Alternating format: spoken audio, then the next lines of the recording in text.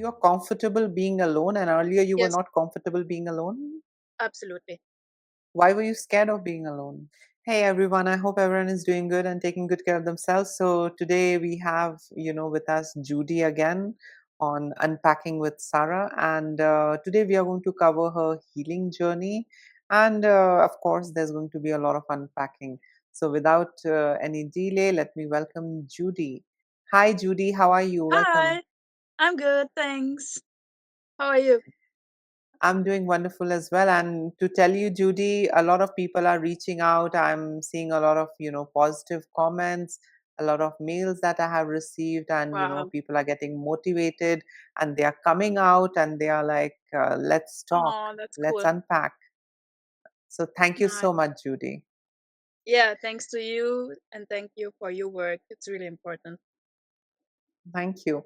So, Judy, today we are going to focus, around your healing journey, how you unpacked, how you unloaded, how you relearned, reparented, all of those things. So, Judy, my first question for you is looking back now, what was the exact moment you realized you were finally breaking free from the narcissistic cycle?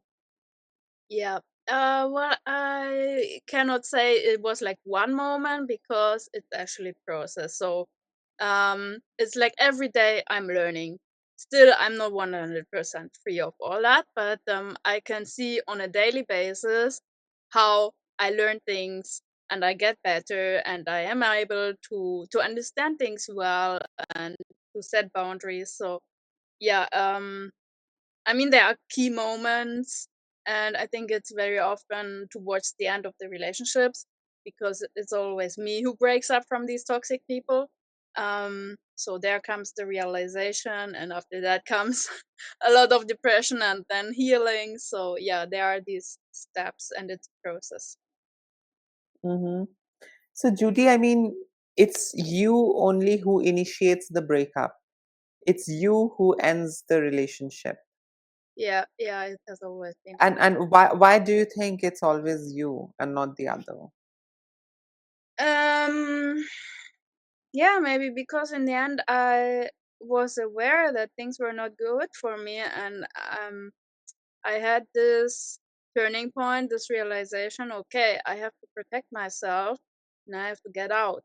So I overcame all this bullshit in the end. And that's actually, I can say I'm very proud of that. Yeah. Wow, we are proud of you as well.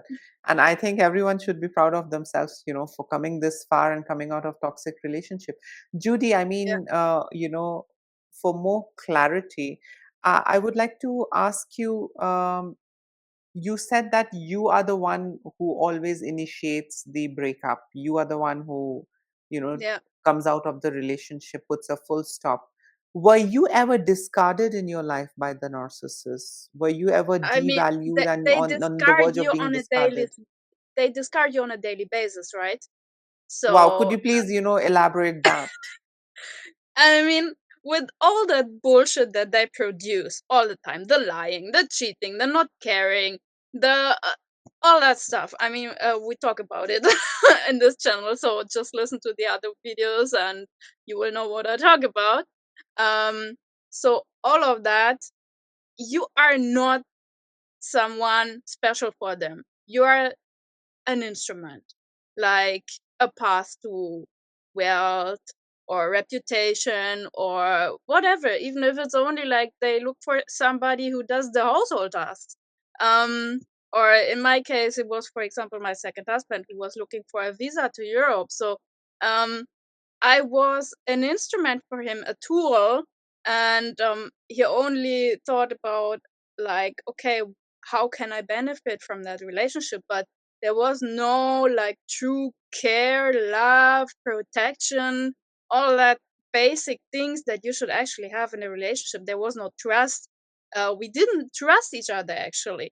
So I cannot say that they ever really like loved me or cared for me. So it was just that with time I got fed up, and yeah, then there was this like the pile was so high that I could not bear it anymore. And then I was like so overwhelmed with all this bullshit, and I was like, okay, finally I understand.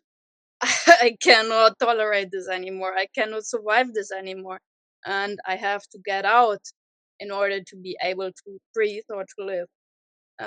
So that's actually that. And also, I want to say, I think because they use us, they will not really break up. Well, at least in my experience, like narcissists don't break up as long as you fulfill some needs that they have. I personally feel that till the time you are of some use or the other, Yeah, they will have you. They will not yeah. let you go.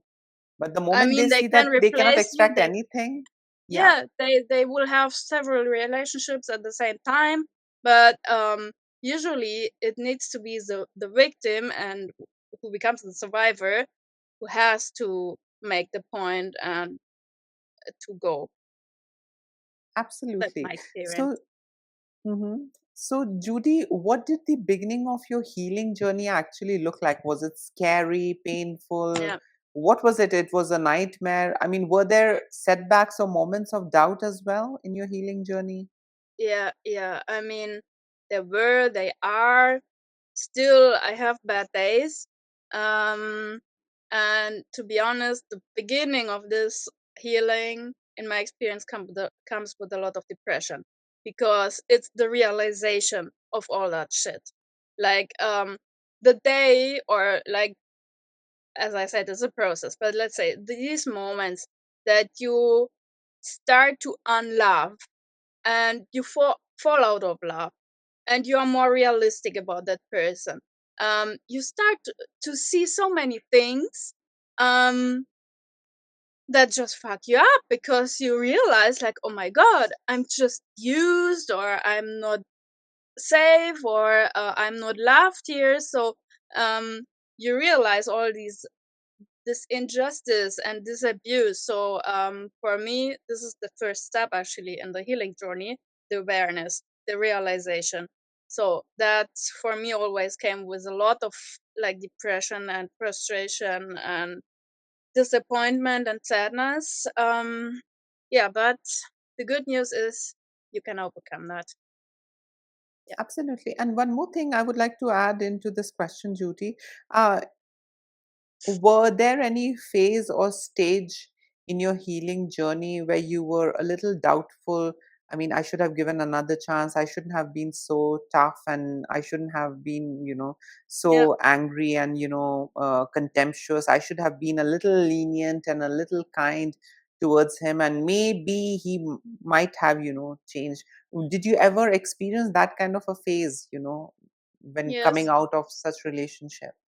Yes, I think it's normal because you're like, it's a big change. You're losing your what you think is your second half, or you lose also maybe your future plans. Like for me, this breakup came with a lot of not being able to build my future anymore the way that I wanted to, so all these future faking and hopes that they are all the time feeding, all this is now broken.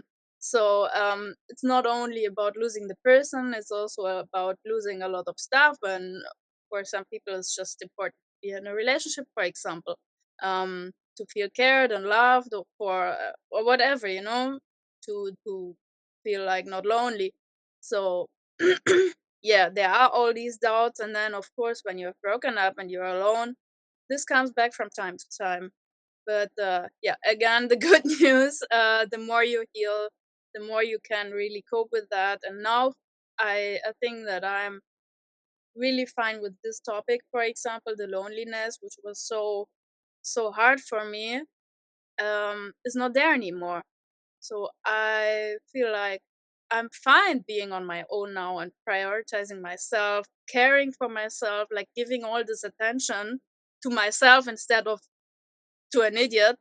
Um, so yeah, it's possible in the end. I think when you heal really well, it will get better. Are you trying to say that now you're comfortable being alone and earlier you were Yes, not comfortable being alone? absolutely. Why were you scared of being alone? Well, I think it's because of all this need for validation and care and love that I didn't have, like from early childhood on. I mean, together with my psychologist, I discovered that I was really suffering like emotional neglect from my early days on. So I think there is this like this hole um, inside my soul, let's say, who that was never fulfilled. This need for just being loved unconditionally, for example, and being cared for. And also, I mean, when you are used to being in a relationship, um, then you just feel strange being alone. Yeah. So, What do Judy, you you think? said that there was a void, right? You wanted Yeah. to fill that Yeah. void. So, is that Yeah. void filled now? Yes. So strangely, Or um, or let me, yeah, rephrase the question. Is the void still there, or is the void filled? Or, there wasn't any void in the first place, you have realized now? I mean, if you could tell me. well, my psychologist all the time says that there is this void inside of me. um, and when I look at my story, I feel like I had this void all over my life, and trying to get this attention and appreciation, validation, whatever, from other people, because also I was never trained to uh, to give the validation to myself, you know. So yeah, I think when I was breaking up, for example, with this, yeah, I think with my second husband, who was really like the worst narcissist in my life. Um, After that, I had several rounds of rebound. So I had another affair, I had another situationship, I had another kind of relationship, and so there were so many rebound guys. Like I think it was up to 5 or 6, until I broke out of this cycle. You know, um, so I guess that I tried to fill this void with other idiots who turned out to be idiots. And now I'm like, I'm tired of bullshit. I'm tired of drama. I'm tired of lies. I'm tired of wasting my energy, my time, and all the time crying about, nonsense and idiots who just don't care about you. So now I want to say there was this depression and loneliness that was hard after the last breakup, but now I'm just happy that I don't have this drama anymore and I don't have this confusion anymore. So now it's like I'm filling this void by myself. I care for Wow. myself. I appreciate myself.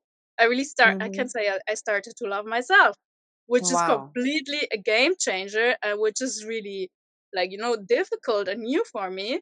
But now I feel good with all that. So I think that now I'm learning to fill this void by myself. Yeah. Mm-hmm. I would like to add something over here. Hmm. Um, I also had this feeling that I need to do something to fill that void, because I went no contact with the Yeah. family, bad marriage. I Hmm. felt that I need to have someone in life. I mean, for whom, I'm important. I Yeah. wanted to, feel as if I exist. I'm real. I'm not fake. Yeah. I'm 100% real, and I need to be of some use to someone. Someone Exactly. must need me and want me, and that is what Yes, this my is also yes. what I had. Like my complete sense of life was serving others and making others happy. That's what I discovered. Like when you have a deep look Mm-hmm, into yourself, like, okay, because I was also conditioned like that. I always had to mm-hmm. make others happy, or I was only useful and loved when I had some, you know, use. So, um, yeah, if you're conditioned like that, sure. I did experience that. And, with time, with my healing, I personally discovered that, my worth is not tied to what I bring on the table, to what I do for Hmm. others. My worth is decided by me. and Yes. solely, based on how well I treat myself. If I treat myself good, Yeah. I'm worthy. But things were so distorted. I mean, growing up in a Mhm. narcissistic family, being raised by a narcissistic parent, it was so much messed up. I mean, I felt if I'm of use, I'm worthy and I'll be loved and Mhm. I'm important. But Yeah. if I'm of no use, I'm not worthy of love. And this actually, this kind of a mindset, did put me into a lot of trouble. I mean, toxic people, toxic relationship, Yeah. flings, and a lot of things. And I did suffer because of that, because I was desperately wanting to be relevant. I was desperately wanting to fill that void that, okay, one is gone, Yeah. I need another one. Because you look for all this validation outside because you don't have it Absolutely. inside of yourself. Absolutely. And in that process, we are so blinded that we, Mhm. invite everyone, anyone and Oh everyone. yeah. Okay, let me try. Love can Mhm. change. My Yeah. love can, do miracle. But I mean, we keep attracting the same bullshit again and again and Yeah. again. And I Yeah. mean, we do tend to suffer. Now, at this point, I personally feel, I mean, I am happy alone. I'm Yeah. happy with people, but yes, I have, fallen in love with my own self. I have got into a healthy relationship with my own self. And Totally. that is something that doesn't make me feel lonely. In Yeah. fact, I like being alone. I love Yeah. spending time Yeah. with myself. Not that I don't Yeah. like Same. spending time with, friends and other individuals, Yeah, but, but it gives you I'm happy peace. alone as well. It's Yeah. not a scary thing. Earlier, it was Yeah. a scary thing for me. I used to be shit scared. Oh shit, I need to be alone. I can't go out and watch a movie alone. I can't go out and eat alone. I can't do Mhm. anything alone. I need to have someone or the other. And I mean, with time, yes, things did change. But yes, I mean, I think everyone goes through this phase, Yeah. when they are trying hard to fill the void and then they are learning that there's no void. Yeah. I mean, I personally feel there was no void in the first place. I was made to believe that there Mhm. will be a void. Okay.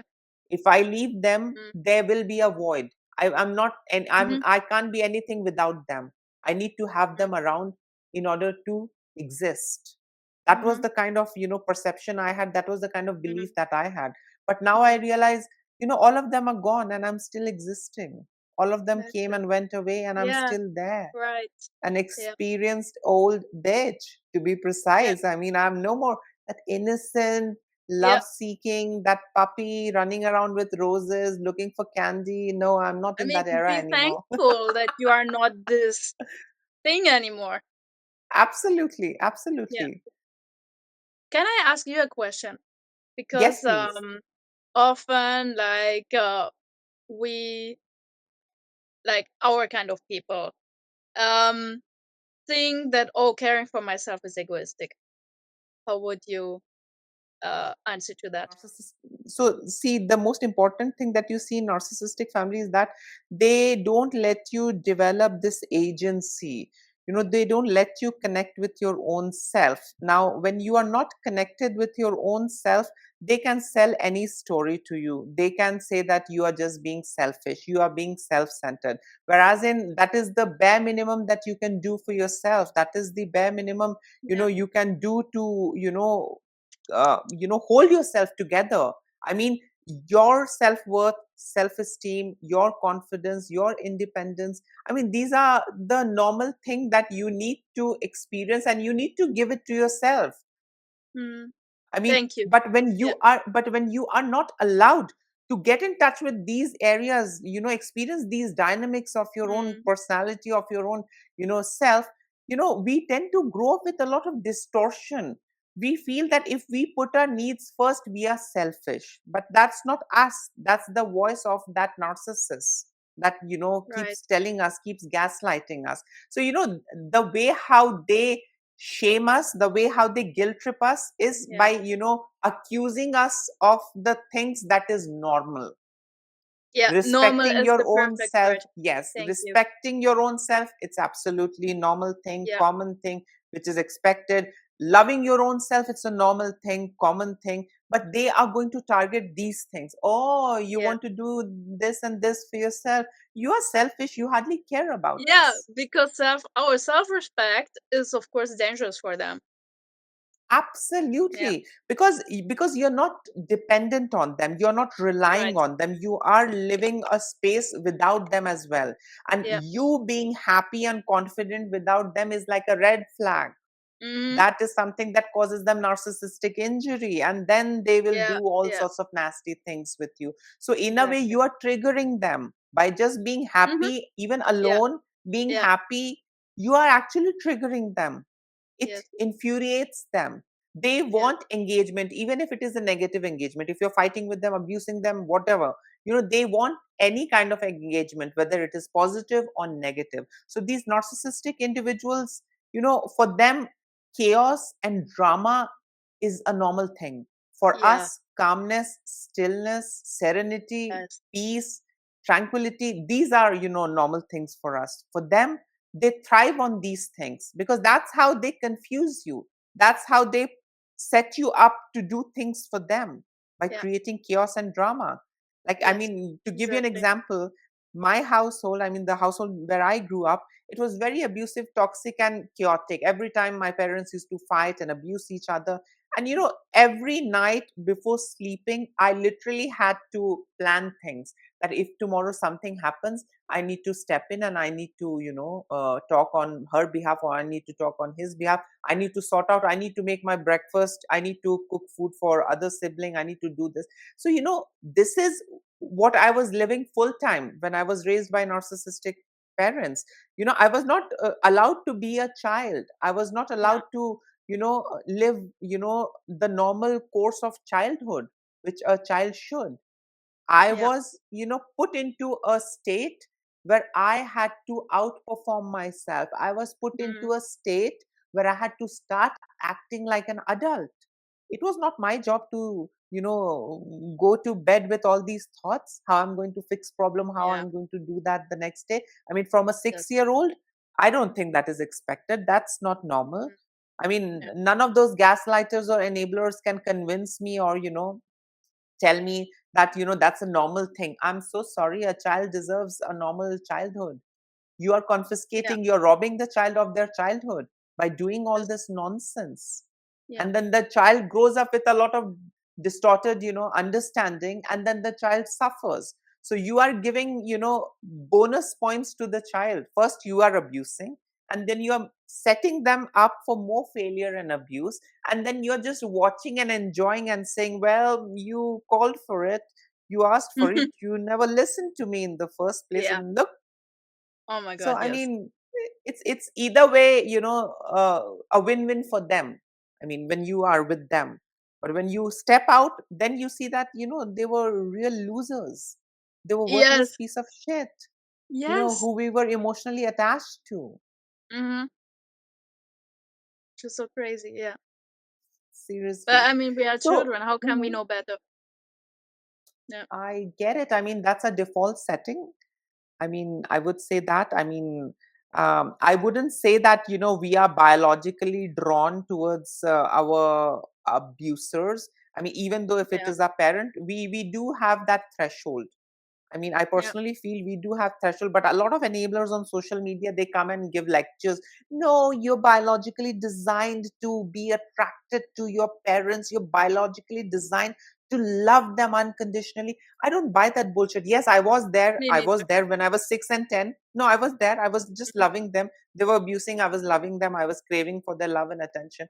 But after 10 years, I started, withdrawing. I started Yeah. distancing myself. I was like, once they are gone, I used to feel happy. I used to celebrate when they were gone, Yeah. for party Yeah. or for vacation. So, this logic, the, statement that these enablers throw at you, that no, this is your default setting, you will love them. I never, mourned, the death of my narcissistic parents. In fact, I felt a little better after they went away. I mean, I will not, say, things, which is like pleasing and soothing for people. I never mourned. Yeah, I did Yeah. feel sad. There was a death in the family, but it was not like that. I was grieving because I had already grieved, them, Thank you when they so were much alive. for saying this. I think it's kind Uh-huh. of a taboo topic.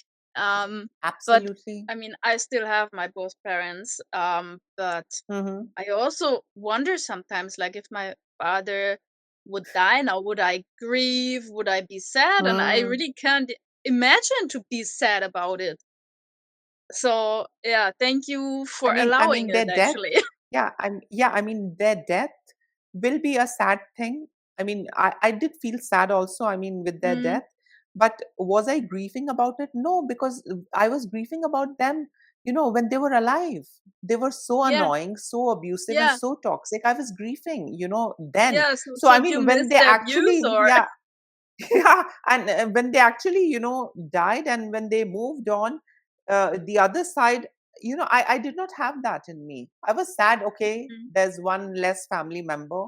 That yes. person died with so and so problem. Okay, may their soul rest in peace. But apart from that, missing my breakfast, missing my jog, missing the things that I like doing. No, I resumed a normal life from the next day onwards.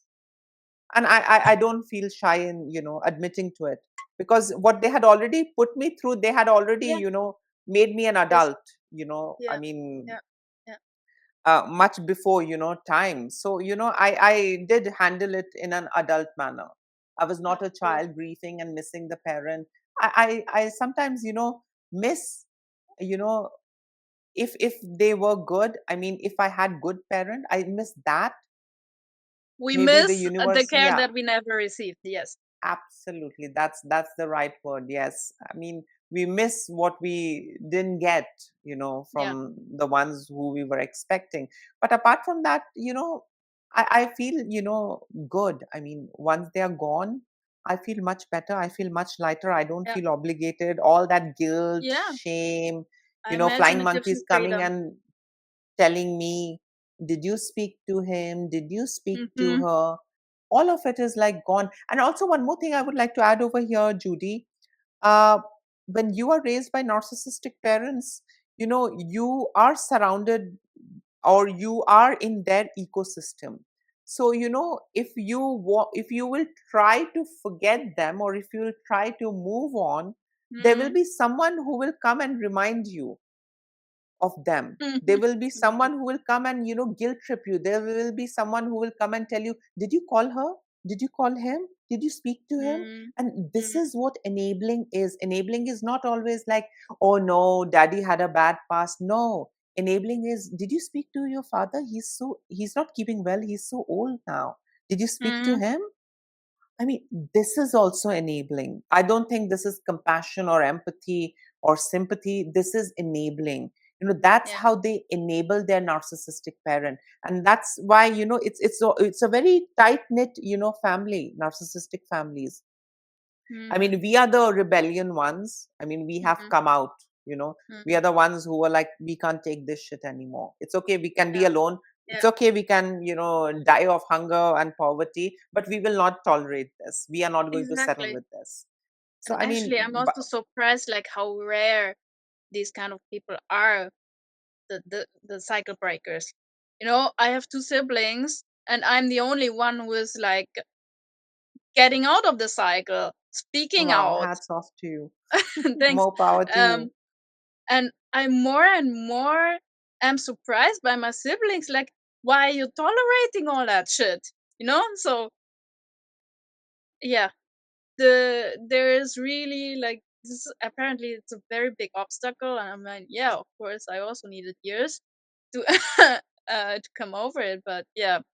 So there are these internal barriers and all that stuff. It's really not easy. I mean, I personally feel these are the invisible chains that, keeps you tied, to your caregiver, or, your abuser. I mean, whatever is, relationship you are in.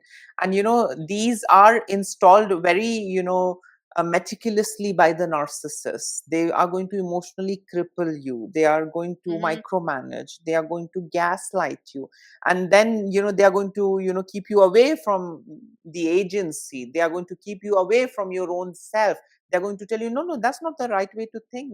This is not how it is from time immemorial. You have Mm-hmm. got no idea. Verse number this and this says that, I mean, honor thy father and mother and Yeah. respect them, and blah blah blah blah blah.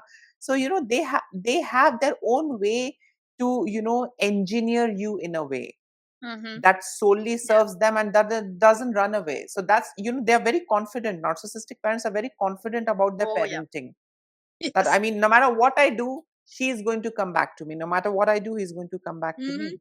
S- But the moment we don't go back to them, that's Oh like, yeah. an ego death for these, Yeah. assholes. Because, Yeah. we are not interacting, we are avoiding, Mm. we are Yes. creating boundary and space. And that is something that actually, crumbles their ego, that false facade that they had been living by and projecting. Yeah.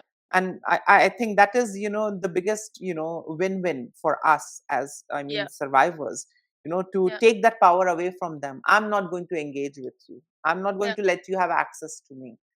And Yeah. that's where, everything changes. Then you Yeah. become the bad girl, you become the bad guy, you become the ungrateful child, Yeah, but I'm someone who happy exhausted things. being the Yeah. bad girl. And to be honest, I'm not pitying my dad. Like, well, now he's sometimes struggling to Hmm. contact me or like talk to me, and I'm just there like, oh, like, please stop.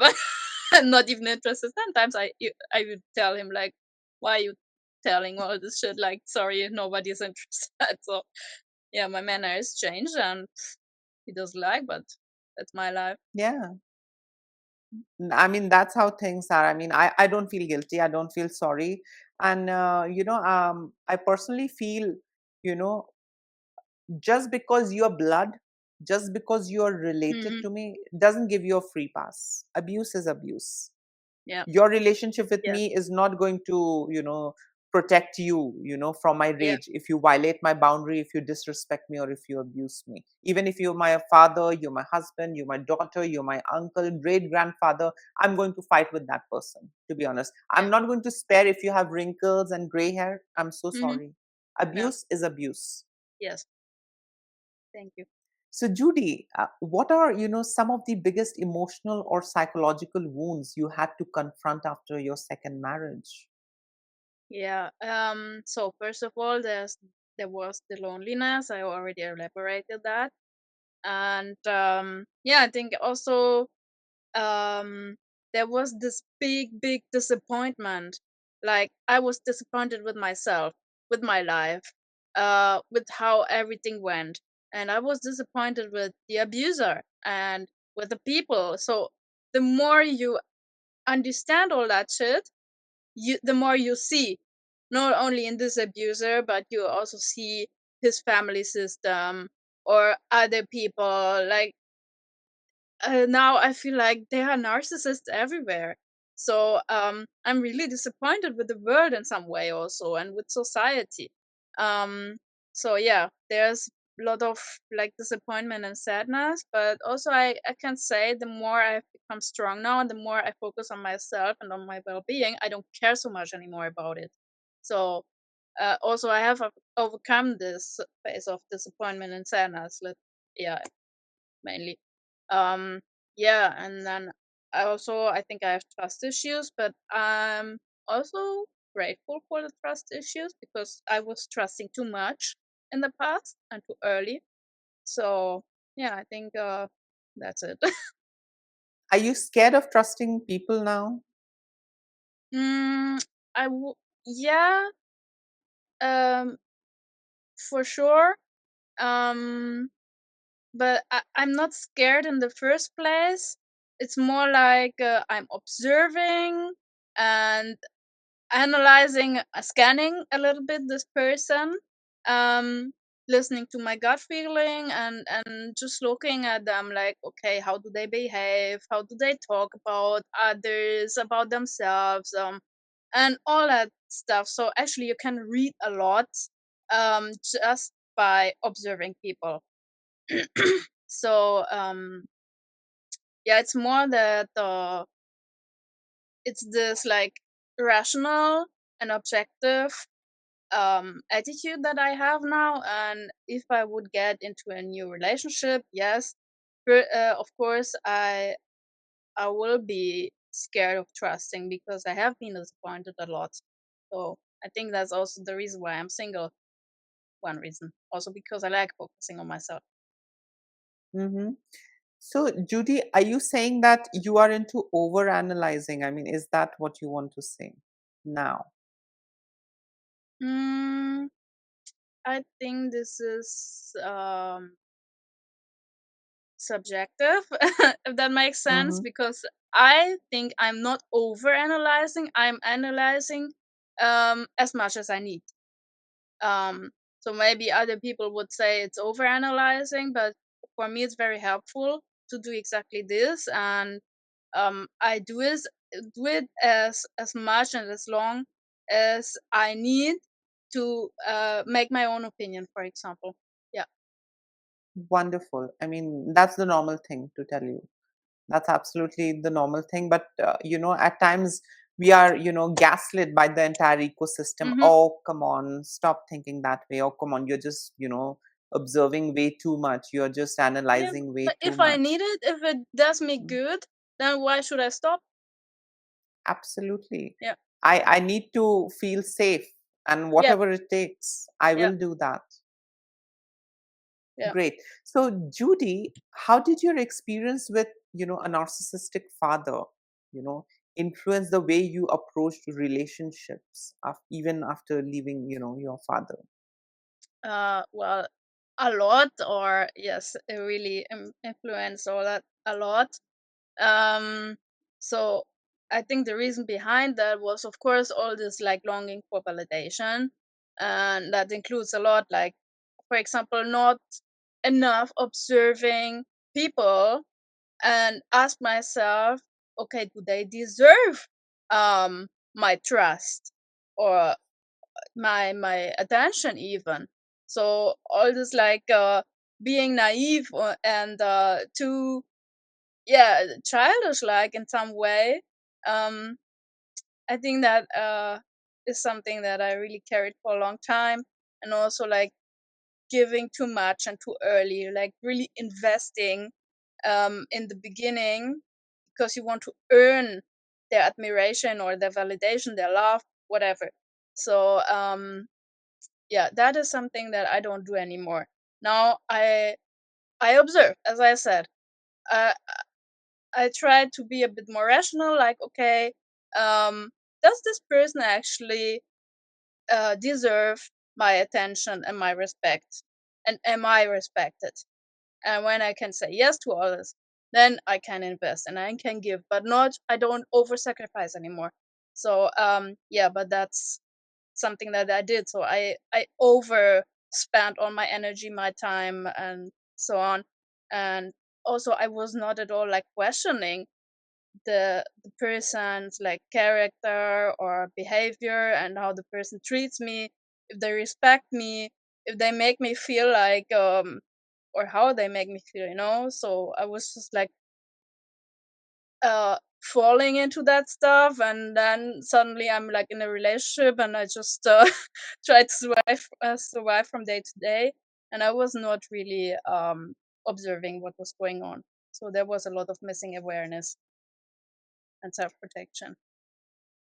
So, Judy, can we say that, in some ways you were looking out for someone who could, you know, replace that absent father? Mm, to be honest, I don't like this expression because I don't know, it sounds strange.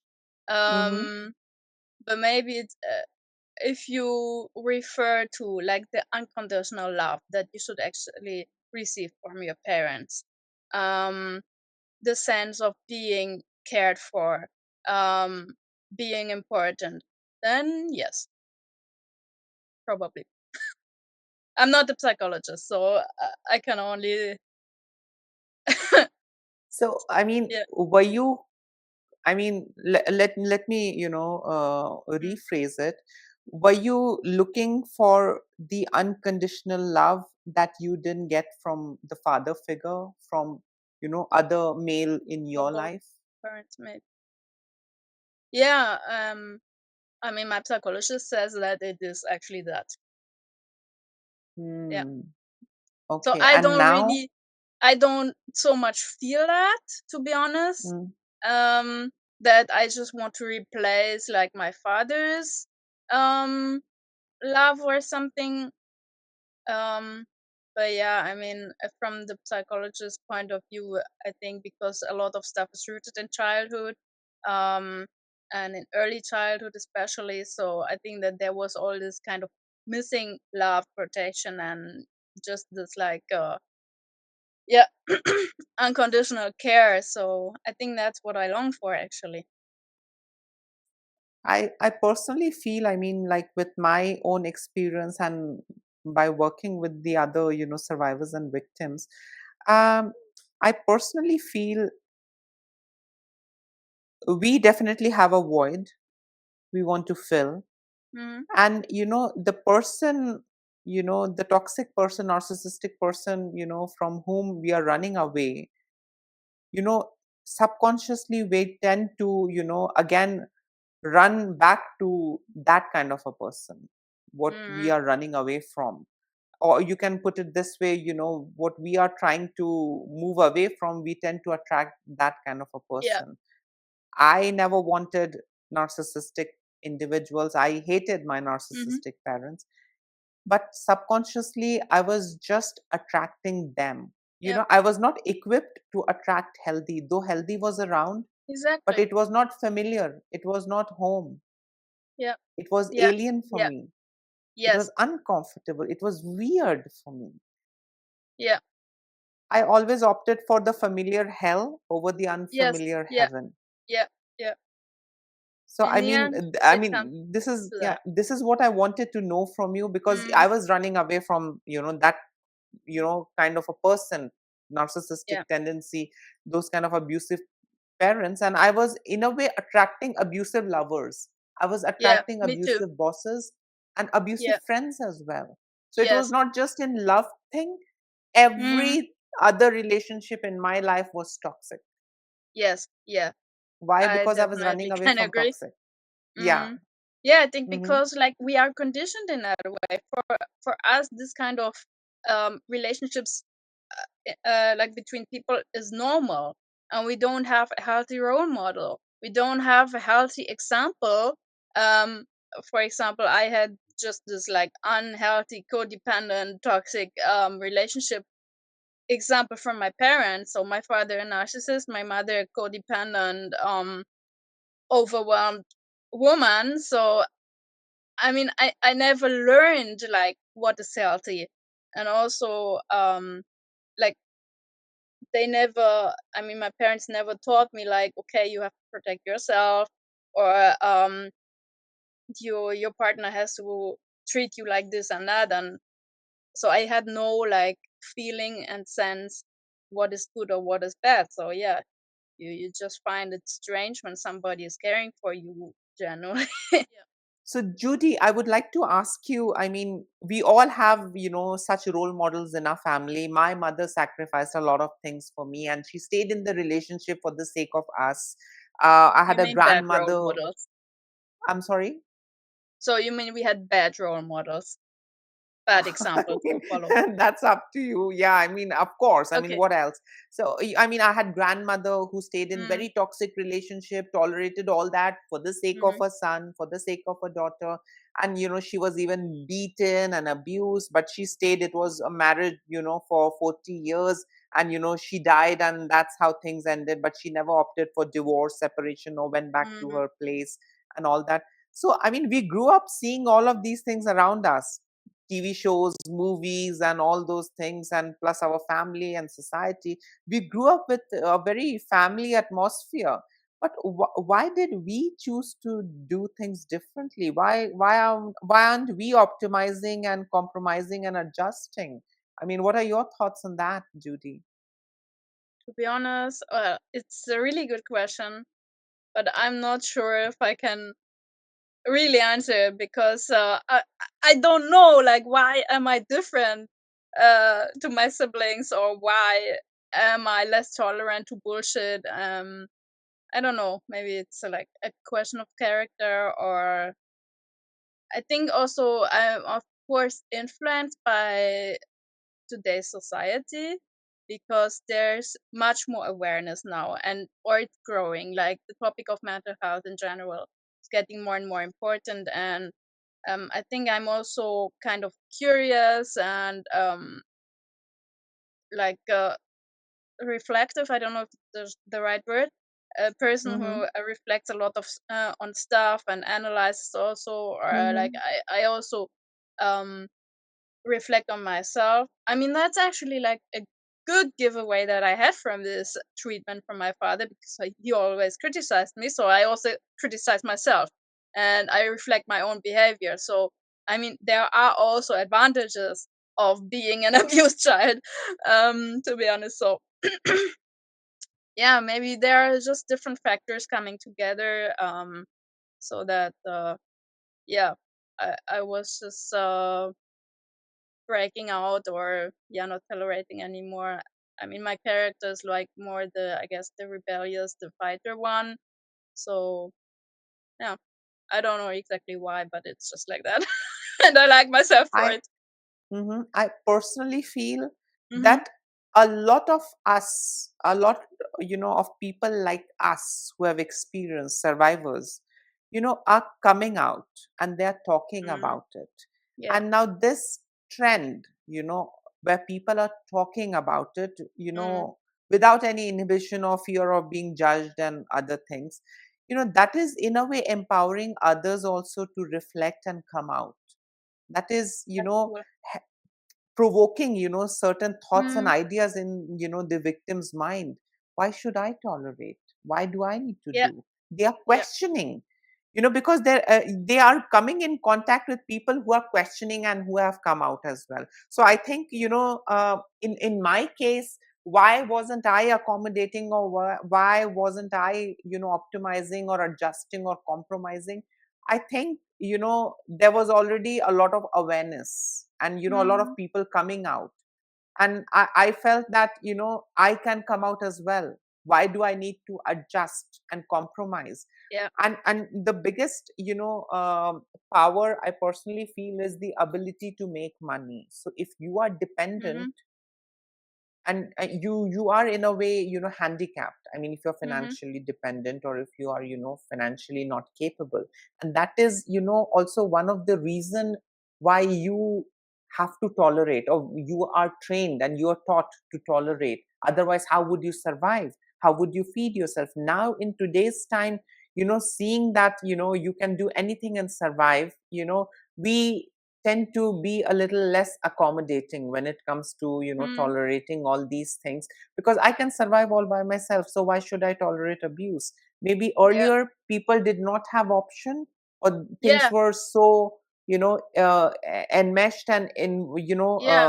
I mean, in a way, yeah. society has become much more liberal, and like nowadays it's not a bad thing anymore to divorce or whatever, so there's much more freedom and opportunities, and less judgment, I guess. Absolutely. And also, one more thing that I realized in my journey was that, money was something that, gave me wings. Mhm. And, it was money that helped me, have a life Mhm. of my own. Even though Oh, I okay. was, mentally crippled, but at least I Mhm. had the freedom. Money gave me freedom. So, we know what is the easy way out. Make money Mm. and go out. Make money and come out of the relationship. I mean, that's what I felt, I learned, and that's how I Mm. process things. I felt that making money was very essential, because Mm. that's how I bought my freedom. I started my own life by becoming Mhm. independent. Mhm. Otherwise, I was crippled and dependent on my parents financially. So Yeah. I think the ability to earn also adds to Mhm. your confidence and self worth, Yeah, and definitely. I and think, that is well, something that sets you free. yeah, in general, I would say it's very individual.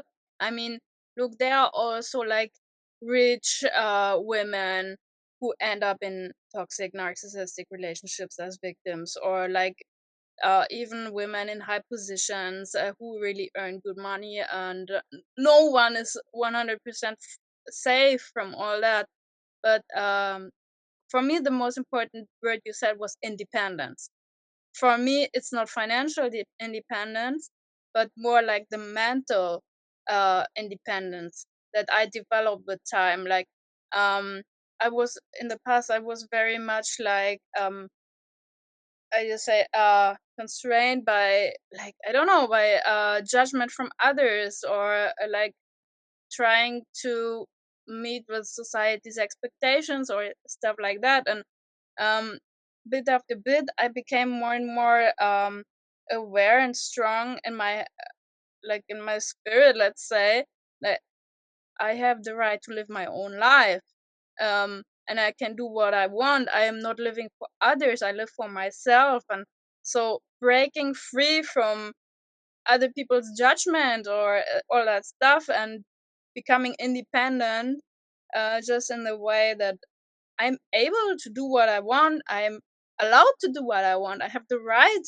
to create the life and to live the life the way I want, and I'm not obliged to live my life in a certain way because my parent or my partner or whoever expects it. But I can make my own rules. So that's more like the mental independence that was really important for me. Mm-hmm. That's amazing. So, Judy, what boundaries have you learned to set now that you never could before? If you could tell us. Uh, yeah. Well, in general, I guess that I have just developed like more calmness, and I'm much more slow. Um, Mm-hmm. so not rushing into like new uh how do you call it, friendships, relationships, connections, whatever. So not rushing into this kind of yeah, relationships. And well, I don't overshare anymore. Like in the past I was easily trusting and not knowing like what can I share with somebody who is a stranger and what not, or like also personal stuff that the person could potentially use against me. Um, so now I'm much more like reserved, and I'm only allowed to people that I really trust to have access to a certain information, or like whatever.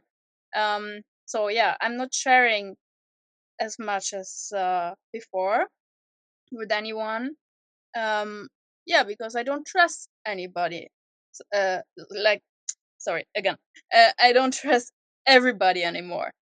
Like before, I had this like innocent initial trust. When I meet a new person, I'm all the time thinking like, okay, yeah, it's a good person and I can trust them.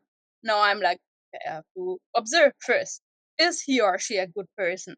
And if yes, then I will allow them to have access to my life, my whatever information. So yeah, there's kind of trust issues or boundaries. um yeah, and as I already said, I observe a lot. So this is a big boundary for me, like first observing, making my own opinion about that person before investing myself. And also very important, I speak up. So if I'm not feeling respected or treated well or whatever, I just say it. So that is something that I didn't do in the past. Now I feel like, okay, you're not respecting this and that, or you taking me for I don't know, someone stupid, or you just taking me for granted. I don't agree. So I just speak up. So that's something really important for me. Yeah, so actually I just claim my rights, I defend my rights, and I don't take bullshit anymore. Yeah. Wow. So, Judy, I mean, how do you manage triggers today? I mean, Mm, especially when, the past resurfaces unexpectedly. How well, do you manage? yeah, it happens sometimes still. Um, how do I manage? So first of all, I guess I accept that it's coming. So I'm not anymore ignoring like feelings or things that come up in my body, in my mind, in my spirit. Um, so this is also something like it means accepting myself, accepting my life, my reactions, my feelings, my life, my past, because it's all connected. So yeah, I do that. And I mean, sometimes you are in a situation you cannot freak out.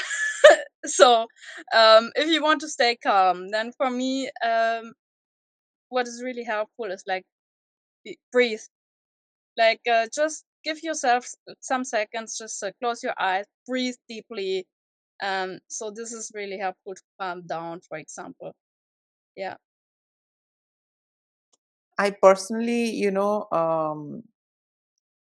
the way how I manage my trigger is by responding late. I don't Mhm. respond and react, instantly. I Mhm. take my own sweet time, even Mhm. if it's the nastiest comment or good Mm. compliment or whatsoever. I don't react immediately. This is, something that has really helped me, manage my triggers, because I get triggered as well. I mean, looking at something, hearing something, or the way how people are responding and behaving, I do get triggered, and I Mm. get those ticks to react in this way, react in that way. But healing has taught me to delay that reaction. And when I Mhm. delay that reaction, I do good things. Okay. I don't come out as an impulsive, crazy person. Mhm. I mean, I respond in a much more elegant way. Earlier, I was triggered and Mm. I had to respond. I had to give a Yeah. befitting reply. I had to, do the same thing with different Yeah. magnitude or same. Yeah. I mean, there are different types of triggers also. So there are different Mm-hmm. types to cope with it. I mean, you can have a trigger when you're alone somewhere. You can be triggered if somebody speaks to you or does something that reminds you of a situation. So there are different types of triggers, and so there's like yeah, different mechanisms, I would say. Mm-hmm. So for example, when there's another person involved, I also had this, like one of my rebound guys did something that was exactly the same stuff that my ex did. Um, Oh God. so Mm-hmm. there is this, like you just your body reacts, like your body is faster than your brain in this situation, I guess. I mean, for me it was like that. First I got really nervous, I was shaking, um breathing like nervously and all that, my heart beating, and then I was like, okay, what's going on? And yeah, in the end, in these kind of situations, I think speaking about it is also very important. um and that also, I mean, actually I had like two different examples. Let's say I had one of these rebound guys who was an idiot, who did something that reminded me of my nasty ex. And of course, Mm. then I had this trigger, and I spoke about it. I said, okay, I'm just recognizing now I'm like triggered by what you just did. And please don't take it personally, but I just have to explain it to you. And then I asked for like him to help me. Like it was, for example, this exact situation that I was on the phone with him, and then he was like, there was like somebody around in his room, and of course I was immediately going into this like jealousy and, oh my god, maybe he's cheating on me and that stuff. So I because I became nervous, I said, okay, I'm just having a reaction that is probably not caused by you, but it's caused by my past. And just if you could help me to manage the situation, just tell me who is next to you, please. And then, now interesting, the guy freaked out. He was like, are you are you kidding me? Don't you trust me? Do you want to annoy me? So now I understand that he was an idiot as well. And that situation just made it clear, because he was not understanding. And for example, then there was another situation with another person, a good guy. And also he did something, I don't remember what, but I said, okay, sorry, my ex did exactly the same thing. And I'm having difficulties now to manage the moment. So please, can I just explain to you, and so on. and he was really understanding, so he was open to talk about it. And so in that way I was able to let my past go. And so having these two examples that I just explained, the one person who is not understanding when you try to speak about your feelings, and this a second person who is really understanding, trying to support you emotionally and all that. So also this shows a lot about people. Mm-hmm. Great. I personally feel, Judy, Mm. if we are raised by narcissistic parents, we are very reactive. They Yes, install, certain yes, trigger buttons, and that becomes our yeah, default setting. Like when yeah, they'll yeah, neglect, we get triggered. When they will withhold love and yeah, affection, we get triggered. And trust yeah, me, we get even triggered when our friend neglects us, when our boyfriend, yes, yes, ignores us. All of those, same triggers, exist in other relationship. We can see in other mm, relationship as well. And again, I would like to tell you and the audience, the only way that helped me manage my trigger was a conscious effort to respond in a delayed manner, because I mm, used to yeah, respond like this. When my father or taking a mother used break, to ignore me, yes, I used to mm, react. I used to yeah, fight for it. yeah, People please do whatnot. I was triggered. I was like, I need to mm, respond to it. And yeah, that's how they used to harvest their supply. They wanted, yeah, any kind of attention, whether it's negative or mm, positive. They wanted me to be in mud with them. Narcissistic yeah. individuals are like pig. They want their Yeah, victims I to be mean, in mud when with you them. put under pressure, then you don't have time to think about, okay, what are my needs, do I have time capacity, whatever, or like how do I feel about all this stuff. So of course they will always push you like to reply instantly, and then you Yes, feel like obliged, oh my god, I cannot let this person wait 1 second. So yeah, it's very important what you say. Just like take this few seconds, even if it's only a few seconds, yes, to breathe, yes. to let that sink in, um to become clear inside, and then you can reply or think about it, or you can also say, well, I will think about it later. So yeah. To tell you honestly, if I was ever neglected or if I was ever betrayed, I used to react. Now when someone Mm. betrays, I laugh, I Yeah, enjoy, I yeah, celebrate. It's yeah, the same. I mean, earlier I was getting triggered, but now I'm not. And how did I have this awareness and so understanding and true. this realization is, by delaying my response, plus understanding that, that was my past conditioning. Yeah, I yeah, don't get controlled by those buttons that were installed by my deceased right, narcissistic parents. right, Those buttons don't work now. I have got yeah, other buttons in place. So, I mean, it did work in my case, and I would like to advise and suggest others, as you have mm, suggested as well. Take a pause, breathe a couple of seconds, and then respond. Because they trained us to respond like this within a yeah, fraction of second, just yeah, respond, react. And that's yeah, how the entire system was when we were raised by yeah, narcissistic yeah, parents. yeah, So, I mean, it was quite a lot of unlearning, but I mean, we are getting, more in step by control. step. We are, yeah, of course, Yeah. absolutely. And I want to repeat what you just said, like it Hmm. doesn't control you anymore. So that's actually, like, to sum up my whole healing story is like, I'm not controlled anymore by anything, anyone. So I control things, I control myself. So yeah, really, I'm surprised by myself. It's possible, but it is. Seriously.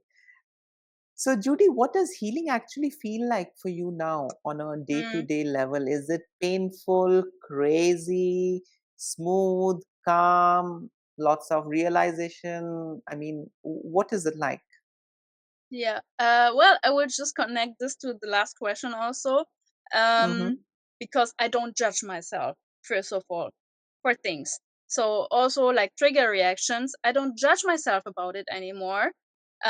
So I allow myself a lot of things, a lot of stuff, a lot of reactions, whatever. And yeah, this is actually like my day to day healing, just allowing myself to be what I am, and not forcing myself, not obliging myself or having too high expectations. First of all, just allowing myself to be authentic and the way I am, because yeah, apparently I am okay. um, and I mean also, uh, so many people expect stuff from you, and you will never satisfy, or like everybody. So if you do this, person A gets angry. If you do that, person B gets angry. So in the end, just be yourselves, then you are okay with it, and you don't care anymore what person A or B thinks about it. So yeah, but in general, talking about like the last month, I think that uh in the last 4 to 6 months, I'm really like healing. As I said, it's like, I guess 6 months ago that I broke up my last on off relationship, situationship, whatever that was. Really difficult story as well. So now, yeah, most of the time I feel really good. I feel happy. I feel just confident. Also, I'm good. I'm fulfilled and strong, striving actually. And I'm surprised that am able to be like this anymore, because just looking back 6 months, 12 months, I was complete wreck. I was miserable, and so yeah, actually there's big change. And also people tell me this, so I get a lot of feedback, like positive feedback in the last time recently, like everybody saying, oh, you look stunning, you look happy, you look strong, you have really like this aura, um like you're sending good vibes. So apparently people also recognize the internal change that I have made. And yeah, I mean, of course there are also sometimes difficult moments. There are days that I'm struggling. Sometimes I feel depressed, or I feel sad about how things went, or I feel lonely. But it has become so rare, um that I really can say it's bearable. And yeah, as I said, it doesn't control me anymore. I can control things. I Yeah. mean, Mm. but healing for me, I mean, I personally feel it's about me being comfortable with myself. It's about Yeah. me being happy with myself and Mm. spending time with myself. I mean, I spend time with myself doing nothing and I feel good. And I have spent time with others doing a lot of things and still feeling empty on the inside. So Mm. now I know, I mean, what I actually want, what my body wants. It wants Yeah. peace. It wants Yeah. a predictable environment. It Yes. wants less chaos. So, I Thank mean, you. Yes. I don't neglect what my body wants now. And I think that is, a form of healing for me. Absolutely, absolutely. Yeah, me too. I mean, I live a drama-free life now, which which was unimaginable some months or years ago. And now I'm like, Mm, okay, I'm even bored. I don't know what to do today, because there is nobody asking stuff from me. There's nobody coming with strange comments or trying to make fun of me or whatever. So I'm like, I just have my peace, my calm. I feel so liberating, I guess is the word. Like I just feel freedom and relief. absolutely. So yeah. That's And amazing. I also want to say, like, Hmm. um in the past I was often afraid of being bored. I think that's in the first moments of realization, healing, whatever. Um you become afraid, like you don't want your life to be boring, um or you don't want to be lonely. So it's like I was really scared of having a boring life, and now I say, oh my god, I'm so happy my life is boring for the moment, because finally I have the freedom and I have the time to just do what I want. So yeah, now I Hmm. crave boring. And it Same will here. only be a phase. I mean, there will come like more exciting times maybe in the future, but now I'm like loaded. I mean, like as if I was a battery. I was Mhm. empty when my life was not boring. I was constantly empty and running like on emergency, the last percent, and now my battery is full, and yeah, much better. I personally feel, I mean, with healing, I have I personally feel with healing, I personally have a good relationship with my own self. Yeah, And yeah, I don't put in extra effort in holding relationship with others. Earlier I yeah, used to put in excess efforts and energy and time and money and emotion yeah. in retaining the relationship, in making the relationship work out and holding it Mhm. and sticking to it.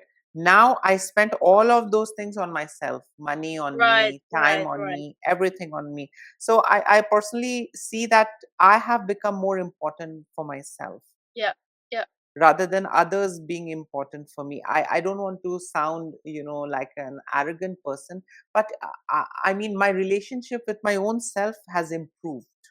yeah. And that has changed the way how I, experience things. That has Yes, changed the way how definitely. others treat me. I Yeah, was so yeah, much disconnected that I was yes, looking for others' validation, and I yeah, wanted to please someone. I wanted to be the savior. I wanted to be the rescuer. And, I just wanted these things. Now, at this point of time, what I want is a 7 hour or 8 hour of sleep, yeah, a good weather, a yeah, good book, spending yeah, time with, the people that I love spending time with. yeah, And that keeps changing. It's not yeah. constant. I mean, I Yes. I once I have an awareness and realization that this person is not being 100% honest, and the Mhm. relationship is not having depth, the conversations are not deep, I drift away, I move away. Yeah, but I now don't carry also you on. have like the Mhm. confidence and the strength to just cut these people out. You're not Absolutely. running after them anymore. So Because yeah, I I love find being very alone. important. Yeah, Hmm. I find very important what you just said. Like you're not giving your energy and your love anymore, like to other people. I mean, just look how much love and energy and care and whatever we gave to other people. So why should you not give this to yourself? So yeah, That's a very I also nice did point. that. Yeah, I mean, that's a very nice point you mentioned, because we were forbidden from loving our own self. Yeah, We were only trained to love others. And it yes, started, from our family: love my yeah, narcissistic parents, yeah, love everybody else, but my own self. And yes, that is, exactly, something which now we have turned things around, in our healing exactly, journey. And, after healing, now we are, our topmost priority. yeah, And then comes the others. I exactly. mean, I And was to be battling it. honest, It was difficult. Yeah, yeah, please tell me. yeah, but it's, I mean, like, the place where all this love and care really is well invested is only in myself. So I'm Yes. repeating just your words. It's normal. It's the first condition actually to live, and it's not egoistic. I mean, it just like took this energy that I was sending out to everybody who didn't even appreciate it or didn't even see it. It just took it back to myself, and now I'm giving this care to myself. And interestingly, I have become so strong now because I am focusing and caring for myself. Now I have like free energy to care for others. So, in the past, because I was all the time exhausted, so I didn't take care of myself. Um, I was like trying to fulfill others' needs, and I was only exhausted. I it couldn't even help the simplest things anymore, because I was so broken actually. Um, but now it's like a pleasure to be helpful to my sister or somebody, but only people who deserve it. Yeah. Absolutely. I mean, I second that. So, Judy, I mean, Mm, now that we are, coming towards the end of our discussion, I would like to know, what message would you like to give, to someone listening who feels like they Yeah, are stuck and will never heal from narcissistic abuse? It's like end of story. This is my life. I mean, where will I go? What will I do? I mean, what message do you have for those folks? don't give up on yourself. So, Wow. Hmm. yeah, I mean, look at us, Sarah and me. I think we're both like, I don't want to be arrogant or showing off, but I think we're both like radiating in a good way. And we have had this difficult past. So you can take us as a role model or whoever. I mean, there are people out there on YouTube, there are whatever, like, um, people, stories that you can just take as an inspiration. And yeah, things can get better. I mean, if you're feeling bad today, doesn't mean that you will feel bad tomorrow or next year. Yeah.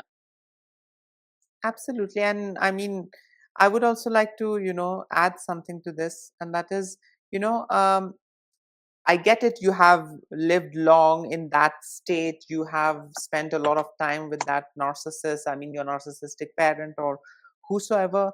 But, you know, um, have this understanding that, you know, what you are expecting from them is actually, a wrong thing that you are expecting, from a wrong person.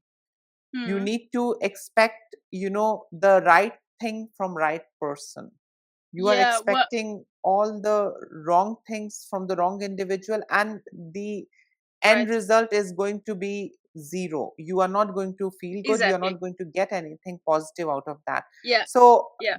the first act of healing is to start loving yourself and start giving yourself that attention. You have Yeah. given enough to the others.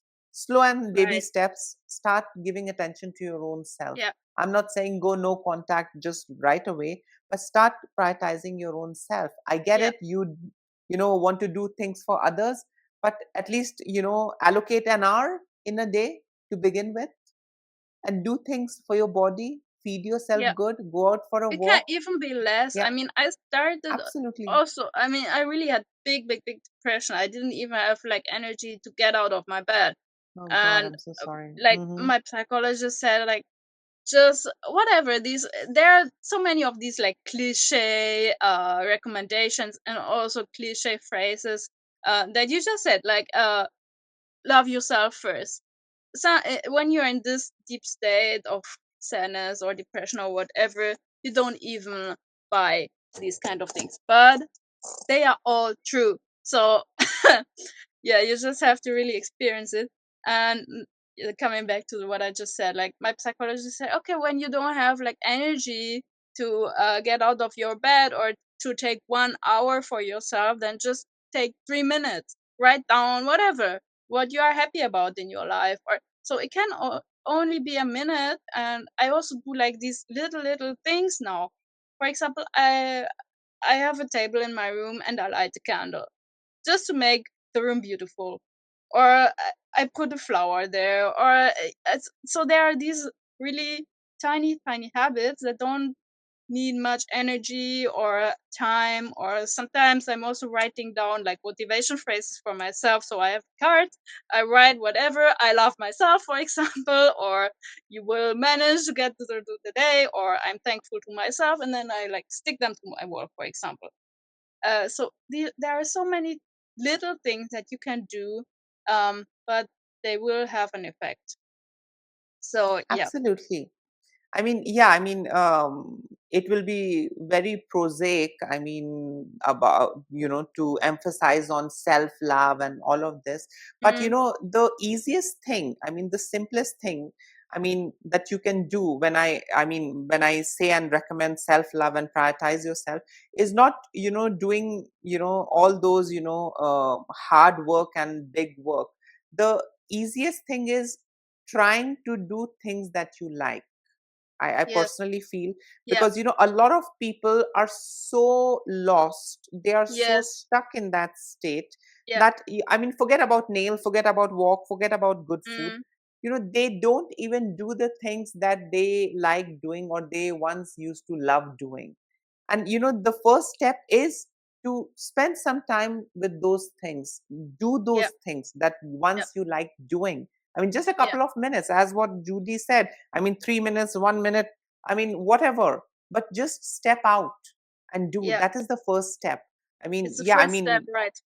absolutely. I mean, you will not, if you're okay, I mean, if you are, someone who's battling depression, if I'll just come and say, start loving yourself, you'll be like, come on, you're stupid, just go. You'll be like, Exactly. just shut That the was door my and you'll response. go back. Yeah, absolutely. Yeah, But, this is the, thing that we need to understand, that self love doesn't necessarily include, only a set, of things. It yeah, includes anything and everything. Listening yeah, to the music that you like, exactly.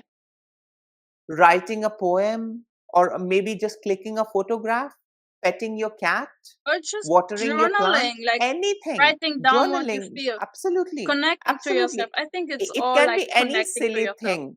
Watching a clip of a cartoon that makes you laugh, Yeah, yeah, taking out a picture from the album that makes you feel good, revisiting yeah, that, just the tiny bit. I mean, yeah. this is what adds up. I mean, you know, I mean, just, sticking to the term literally, I mean, love yourself. Of course, no, that doesn't work. I mean, Mm. that You doesn't have work. It first you didn't have work to in my case. discover how to love Absolutely. yourself. So there are these Absolutely. really tiny steps. I think there are two things that I can mention. For example, Hmm. um, first thing, yeah, let's start with this. I treat myself as if I were my best friend. So like with time, I understood like I'm caring more for others than I care for myself. I love others more than I love myself. I waste more.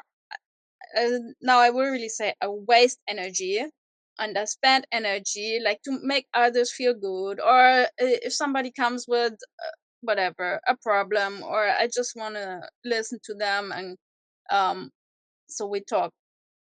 I have much more understanding for others than I have for myself.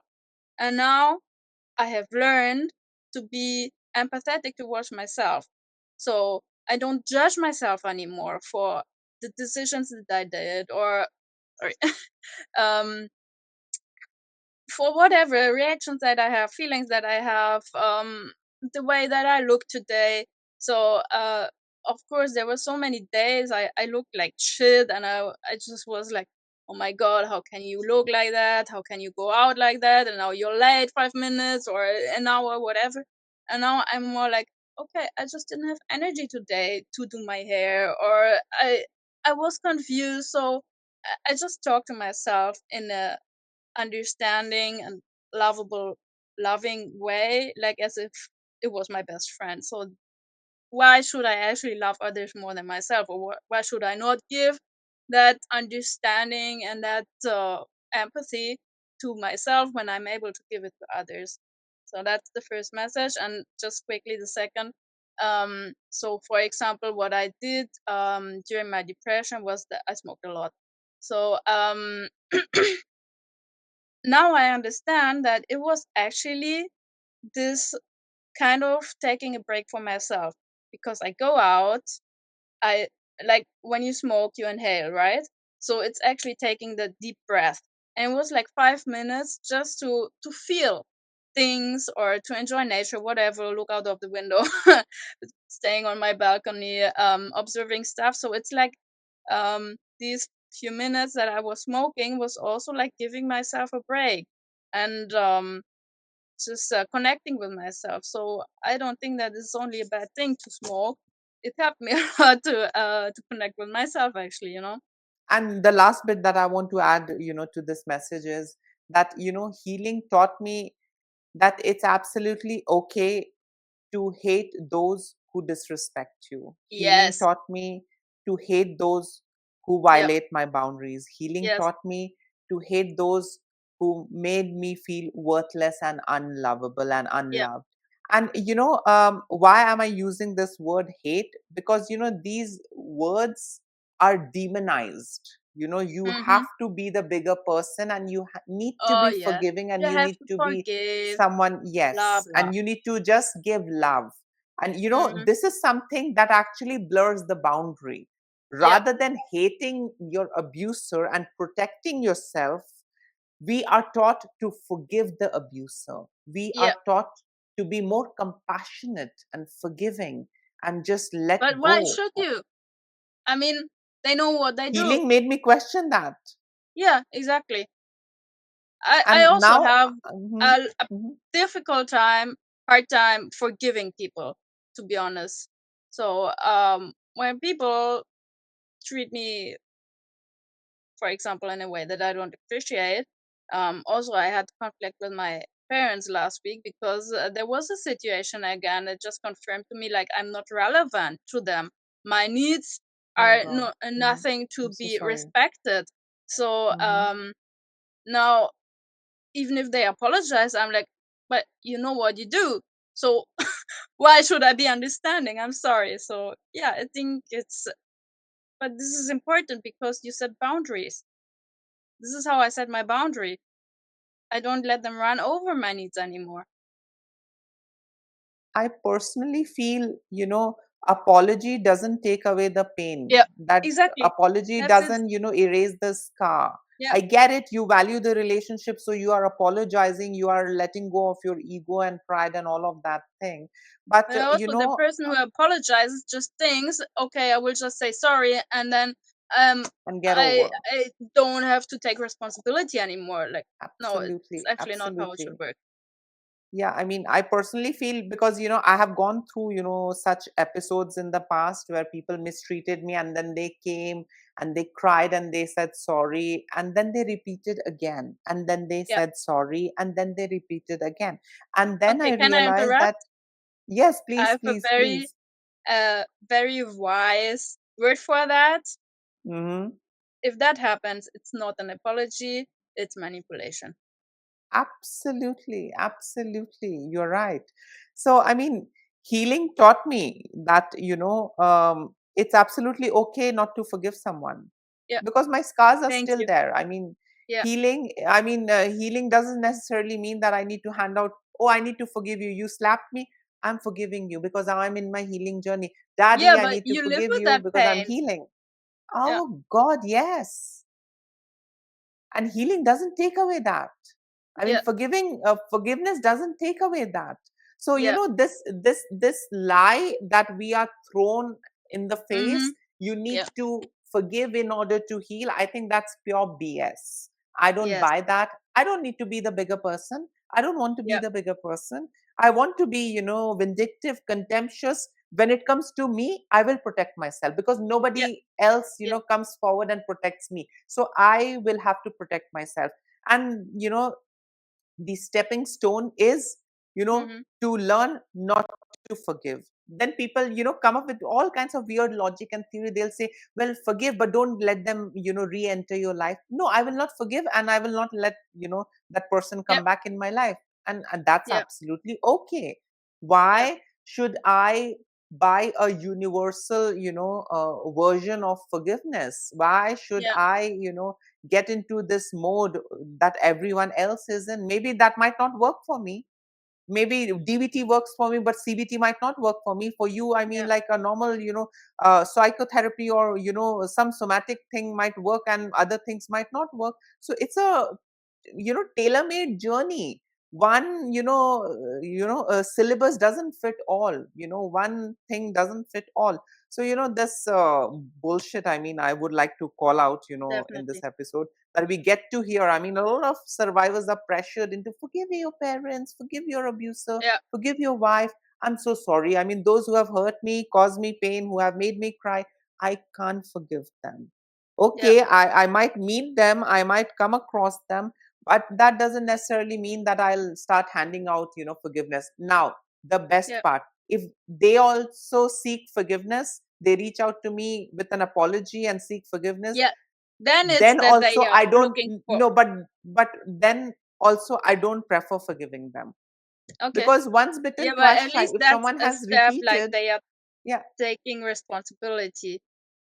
I Um, understand, you but know? I mean, again, if it's a repeated behavior, I get it. Yeah, If you're then I taking don't take accountability and responsibility responsibility. and then you are I again mean, doing it, that is no, that something makes no which sense. is a red flag. Absolutely. Yeah. I mean, once bitten, twice shy. I mean, once it's okay, twice there's something fishy, and Hmm. thrice that means you are a habitual, offender. You're a habitual, Absolutely. abuser. Yeah. Yeah. So, I mean, in my, you know, book, forgiveness doesn't exist. I just move on. I don't Thank fight. you so you much. know I don't take revenge. I don't do all that. I don't waste my energy in plotting revenge and making them feel Mm, bad. I don't do that. I just cut the contact and I move on. Just, mm, be happy with yourself. I'm happy without you. That okay. much I I can mean, tell I have myself. sought Mhm. revenge in some cases, and it made me feel It's good. not, it's a normal response. It's a normal response, Yeah. let me tell you this. But I mean, to also, have you these really you feelings. cannot just blindly do it. I mean, you have to be careful because you can put yourself in a dangerous situation if Absolutely. you seek revenge, or yeah, We just get a be lot of careful how you. thoughts. Hmm? I mean, we get a lot of thoughts and ideas in our mind, when we Oh are yeah. feeling as if, our boundaries are violated. I get, crazy Yeah. thoughts and ideas, Yeah. of doing, weird things to someone who's hurting me and abusing me. But that doesn't necessarily mean that I go out there and do, I mean, Yeah. that's our brain's way of soothing us, our brain's Yeah. way of calming Yeah. us, because we I cannot also vent, think that's we normal. cannot do anything, but we start, having these ideas. Yeah. I'm going to do this, I'm going to do that, I'm going to plan this, I'm going to do this. But I mean, we don't act on them. I mean, of course, psychopaths do. They plan and do a lot of things, but I mean, we are just still here. We don't, bring it into the Yeah. physicality, and it I mean, you fizzles should not away. put yourself in a dangerous situation and so on. Absolutely. But yeah, Absolutely. I think some closing words for people who are still stuck in these kind of Hmm. relationships. I just want to say, like, don't waste your life, don't waste your time, please don't waste your energy. Like, don't wait for wonders to happen. If you are already suffering, there is a reason for it, so listen to your gut feeling. So all this, like, really be nice to yourself, prioritize yourself and not the abuser. Helpful things that I did for my healing was, for example, listening to music.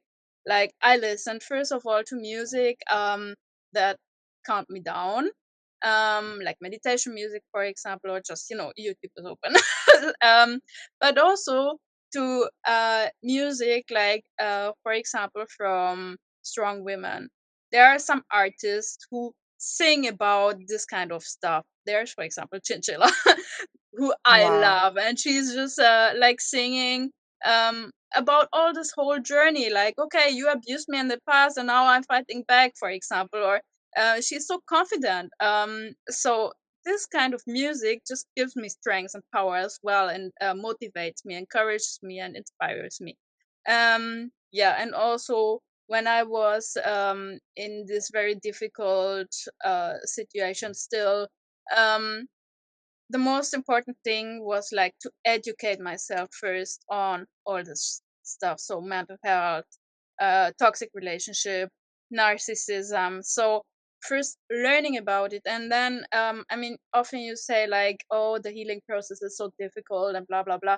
I don't actually think so, because when you are in this toxic relationship, you are suffering every day, day and night. um so healing is actually getting better, and the suffering ends one day. Um, so for the long term, it's not the most difficult path. It's the easier path to go out and heal.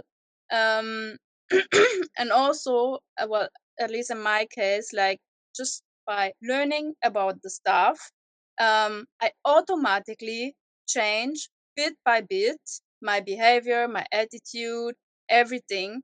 So it's not that I force myself to be different. I just become different naturally, because I recognize, like, I understand now moments where somebody doesn't respect my needs or just walks over my boundaries, and then I can make a full stop and I can say, sorry, I don't like that, and maybe will just walk away. So now, still, of course, sometimes I'm dating, and for example, there was a guy I met lately, and I very early recognized that okay, he is kind of egoistic apparently again, and then he's like, okay, today I'm not free, but tomorrow. So it was always him to say, what should we do, when should we do, and I just have to adjust my schedule to him, and then I said, sorry, I'm not somebody to take out of the shelf when you're bored. I also have my work and my job and my life, and well, I'm not like a gap filler. Sorry, let's go separate ways. So this is how I'm automatically set boundaries now because I don't feel comfortable anymore because I'm aware of all that stuff. So yeah, that's this, and like also connect with people. For me, YouTube and Facebook was really really important in my all this process actually. First, like Facebook groups, there are so many Facebook groups about these topics, so you can exchange with people who are in similar situations. You can discuss about questions, and I would say that at least 50% of my awareness and all that stuff comes from YouTube. So really, thank you, Sarah, for being who you are, for talking about all this stuff, for making people aware and educate us. I mean, look, YouTube has done for me actually like what my parents and teachers and society failed to do. And now I have learned from you and like other creators. There are so many. So to all the survivors and people in difficult situations, just go on YouTube, put narcissism or whatever, and you can watch all these videos. It helps you a lot. So that was really important for me to like develop awareness and educate myself. And many like also my psychologist for example says, oh, you learned a lot, and you're very advanced, like you're very self-reflective, and I can swear it comes because I'm educating myself on the internet, on YouTube. So yeah, this was very important. And last thing, Absolutely. Hmm. get in touch with your own feelings. That was something um that I didn't have, like, because I was trained to have no needs, no feelings, whatever. So it was like my feelings were completely hidden and blocked. And now I I see that and I feel that I have feelings actually. I also have needs. Like this was a long process. And also it comes with baby steps. For example, when you go out, if you're a smoker, take these 3 minutes, just breathe, inhale, and ask yourself, okay, how am I feeling today? So just get in touch with your feelings, which is the first step, like to be aware about everything. So for me, that was a big step. So thank you so much, Judy, for joining in today. And I'm Yeah. looking forward to have you again for some other topic, some different topic, and some other discussion. Thank you so much, Judy. Yeah, thank you. As I said, thank you for doing your work and thank you for letting me speak. Thank you for all the audience for appreciating and listening to our conversations. So, yeah, it was a nice experience.